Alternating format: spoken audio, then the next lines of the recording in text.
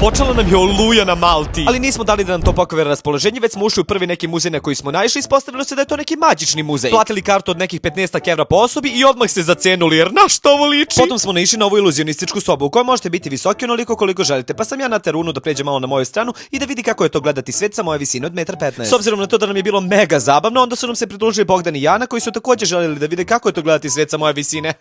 I Jano, šta radiš sa tom velikom lopatom, bre? Jana, pizza majstor. Ova stvar je zapravo jako zanimljiva jer su to šipke koje ostaju u obliku vaših tela, ali svaki oblik koji smo mi napravili nije za javnost. Bip, bip. Prelazimo na drugi sprat. Apsolutno nikada mi neće biti jasno kako su ova dva iste veličine, to je nemoguće. I kako smo mi sada završili u ovoj random sobi sa 1000 ogledala, gde su jednom svi izvadili telefone i počeli da se slikaju, ovdje te slike sa svih strana jer su se oko tebe ogledala. I zašto ja sada vrtim ovaj random krug koji izgleda kao neki slime? Definitivno najzanimljivija stvar u ovom muzeju jeste ovaj most koji zapravo stoji, ali ove se slike oko vas vrte i vi mislite konstantno da padate. I ja ovdje Uni objašnjavam da će da pada ako krene da šeta, ali ona me ne sluša i kreće da šeta i pada. Onda tu ova soba u kojoj smo proveli 45 minuta jer se vi tu slikate, okrenete telefon i ispada kao da vizite iz ove kuhinje. Ja stvarno ne znam zašto je nama bilo to toliko zanimljivo i zašto je ovoj gospođi zanimljivo da vrti ovo. Ovo je po mom mišljenju možda i najbednija stvar u muzeju, ali ne znam, po nekoj tradiciji uvek se slikamo sa svačijom glavom u tanjiru. Nakon što smo malo seli i odmorili na ovoj mega giga ultra stolici, odlučili smo da odemo do radnje koja se nalazi u sklopu muzeja i verujte mi, u njoj apsolutno ničeg zanimljivog nema, sem ove gospođe koja veže pertlo jedno pola sata. Taman dok je ona vezala pertlu, stala je kiša, kupili smo 2 sokića, otišli kući, istrenirali i legli da spavamo.